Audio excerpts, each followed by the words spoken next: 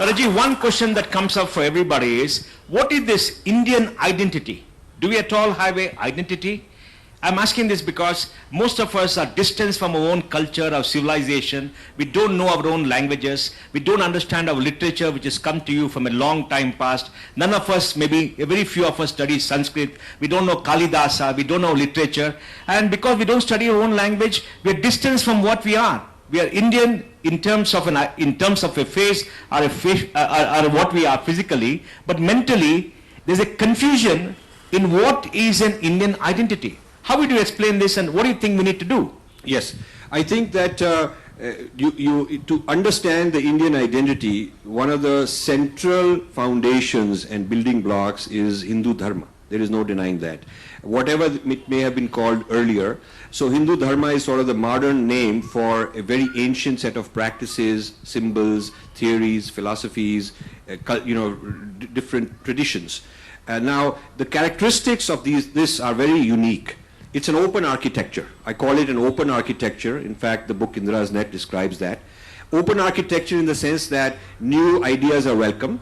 There is harmony amidst diversity. So there are a lot of differences, different kind of positions, like in the internet, but there is mutual harmony, mutual respect, and there is change. It evolves. It's not a frozen, fixed book from a prophet that is fixed and knowledge can't advance. So being an open architecture gives us an advantage that we have a consistent flow and also evolution at the same time. Now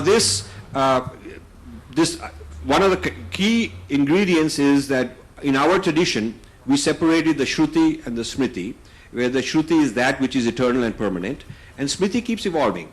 So what should be the modern ethics? How should we run our cities? What should be and the Constitution is a modern Smriti for us. It unifies us. So this separation of Shruti and Smriti means we are better off than people who have one book that is frozen and fixed, which contains the Shruti, Smriti combined and fixed forever, because then they can't evolve. If they are evolving, it's considered blasphemy. So this is an important, another important thing with us is the tradition of Purva Paksh, which I've described in detail in Being Different. The Purva Paksh, the tradition of studying others in a mutually respectful way, studying them to understand them in an honest way, and then the Uttar Paksh is the response.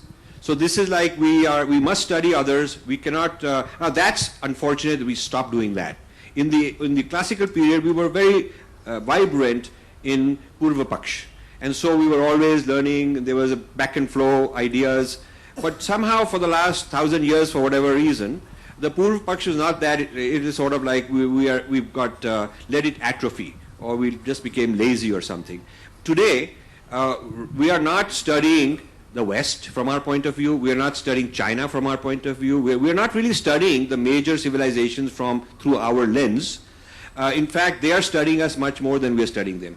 I am told that Indian experts on China are generally reading American journals on China or going to American conferences, because we haven't really done enough original R&D. We have to know the language, we have to be very familiar, and we have to have people who take as a whole career the study of a certain civilization. Like Americans have South Asian studies, and you get your PhD and you go work all your life in the State Department and you work in South Asian studies, or you work in East Asian studies or Russia studies or Africa studies.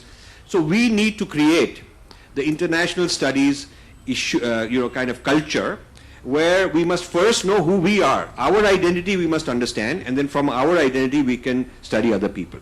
So understanding the open architecture, understanding the building blocks that have been part of this open architecture for a very long time, understanding the histories of various empires, various rulers in different parts of India, all that is part of being Indian. I meet friends, I have a group of friends who are Jats in Delhi. So they say, what can we do? So I said, create the history of the Jats. Start with yourself. There should be a history of each of the communities should be proud to sponsor research on their history. And the regional archaeology is so rich. If you look at the archaeology of any region of India, it goes way back thousands of years. But so much of that which is what our identity would be if we knew it. But it is not properly excavated. It is not properly polished up and taught. And the history books lag. History books lag these discoveries. Much of the lens that is in the history books is a colonial lens. It's a lens of almost like we should be embarrassed and we should have sort of self-hatred and we should be apologetic. So because of these things, we have lacked the identity. So now what is happening is, the good news is we have people who are successful in business and industry. And that's the starting point, because at least you get confidence that we are good, we can compete. And that also gives you funding, because now we can fund, why do we need Ford Foundation? We should have 10 of those, our own Ford Foundations in India, rather than depending on a foreign Ford Foundation or a Templeton Foundation and all those guys, because they'll give you the money, they'll appropriate people's heart and soul, loyalty towards them, and that's an old colonial trick. So we have the money, our leaders should do that, create our own such organizations. So when you have success, comes confidence and comes funding power. So now the next thing we need to do is relearn, rediscover archaeology, history, philosophy, and create a new knowledge about ourselves, create the best South Asian studies conferences should be here in India, the best South Asian studies journals should be here in India, and there should be PhD giving university which should be the sought after university. Like IITs are for technology, why is it that for South Asian studies it is some other place rather than South Asia? It's amazing that the top 10 places in the world to get a degree in South Asian studies is not in South Asia. You go to Oxford, you go to Harvard, Chicago, all these are more sought after than Delhi University or any other place. So this is the crisis of identity, and I think our country's crisis of identity is a very serious national crisis that hasn't been appreciated enough.